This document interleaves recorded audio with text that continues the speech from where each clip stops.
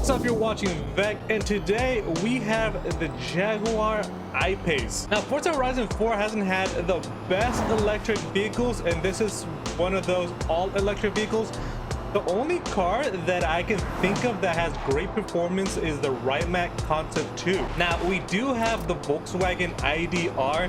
However, that is not a race vehicle. That's why it says IDR Pikes Peak. It's meant for hill climbs. Now, if you don't know what a hill climb is, it's self-explanatory. It's a hill climb. Pikes Peak is one of the most famous hill climbs and is extremely dangerous. So the IDR was designed for that. The Rimac Concept 2 is a supercar, so of course it's gonna have great performance. However, the Jaguar I-Pace is neither of those, so we don't really know where this sits. It's more like a family vehicle, probably a response to what Tesla is creating today. So the performance isn't too great with the Jaguar. Stock the Jaguar I-Pace is hard capped at 130 miles per hour, so it's not even that fast. So I'm confused to what the purpose was to introduce this car into Horizon 4.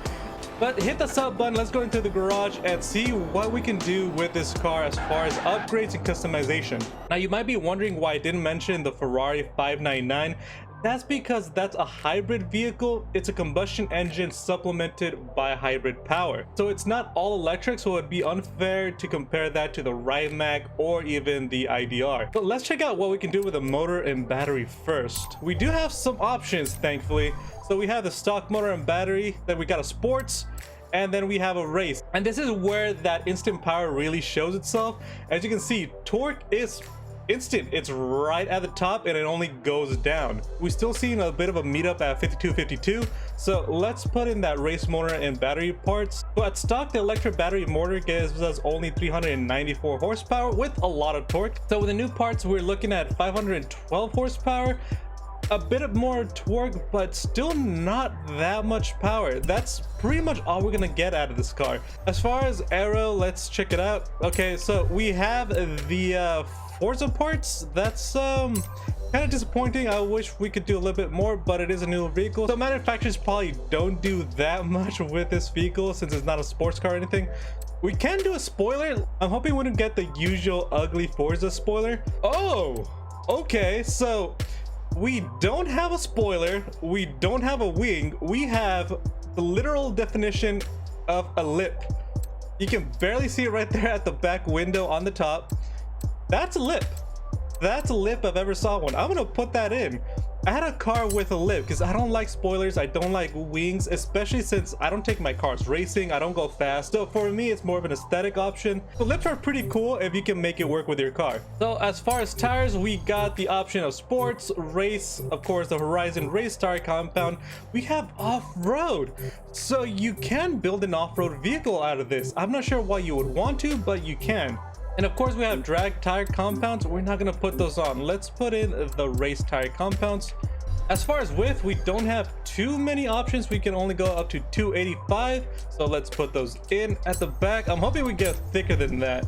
Nope, 285 as well. Since we don't actually have a body kit on this, I'm not sure how just widening the tires would look like.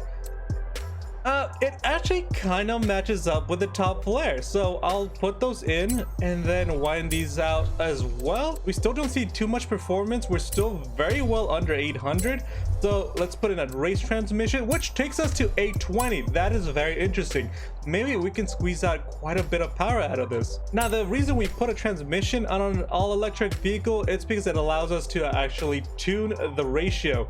So let's put in some race brakes. Suspension, what can we do with suspension? Sports, race, and rally. We don't get a drift suspension. That's really disappointing. So we don't get the full options of suspensions, but we'll put in that race suspension so we can lower it.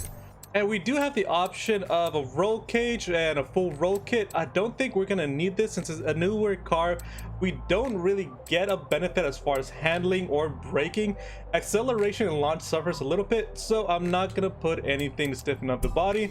As far as weight reduction, I think that's probably gonna do the most for us. Okay, so if you haven't seen the video last week, we're building the Bentley Turbo R. We had the option of removing over half a ton of weight, and here we go again, being able to remove another half a ton of weight out of this thing. So let's drop that in, and we're sitting now at 864 with full upgrades. Well, not full upgrades. We haven't done anything with the rims. We can remove some weight there. So let's check out how much weight we can remove from the rims, and it seems all options remove 41 pounds. That is so much weight to remove out of rims. I think I'm gonna go with the Hammonds. That looks really good right there. So let's drop those in. I don't think I've ever dropped these in on any car, so this is gonna be our first one.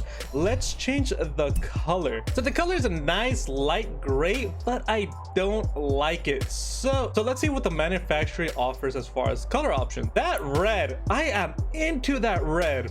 That blue, not so much. It kind of makes it look a little bit like a Focus from the front with the blue color. It's not a Focus. I wish it was a Focus. An all electric Focus would be a thing. Now black, oh my god, the black looks incredible. What am I missing here? It's either black or black. I do see the lighting change a little bit, but as far as black, I don't really see a difference. It's either black or black. And then we have a bit of a navy blue that makes it look like another black, but it is navy blue. Then we have gray, a silverish gray that looks pretty nice. Then we have another darker gray. Jaguar really likes their grays. We have 1, 2, 3, 4, and the one that the car comes with, 5 different gradients of gray. So something about Jaguar and grays. And we have one option of white, and then this is technically supposed to be gray, but it's just, hey, it's another white. I'm gonna go with one of the blacks or the red. I don't know which one I want to go with. You know what? I'm gonna go with the red. I don't choose too many cars with the color red. The only car that I actually paint red willingly and just immediately is the Audi Quattro. Now, as far as hoods, can we change the color to make it look cool, or ooh, yeah, it's not one of those cars. We're not gonna change the hood. The side mirrors, we're not gonna change that. We can change the lip. Oh no, it's actually that whole piece. I think I'm actually gonna change that to a darker color. Let's go with the darker version of black. Now rims, the stock color is a little bit matte, so let's see what the normal colors will look like. That's not bad. What if we just go red on red? That looks terrible. That looks super terrible. So we're gonna go with straight black. Window tinting, let's tint up the window. Let's get some limo tinting right there, quote unquote. So let's zoom out a bit, and the car looks pretty nice. It looks pretty mean. I don't think it's gonna perform as nice as it looks, but at least we have a nice looking car. Now with all the upgrades, let's see how this car is gonna do. Can we do a burnout? I did put all the power to the back. Well, if that was a burnout, it was the worst burnout in history. Thankfully, the power is quote unquote instant, and we are going much faster. Now we've broken 130. 130 was the cap before. Let's see if we can get up to 183. We're slowing down now. We are turning, so maybe there's something with that. Ooh, this does not bode well. Come on, iPace. Hit that 183. Come on, you can do it. It seems that we are more at 174.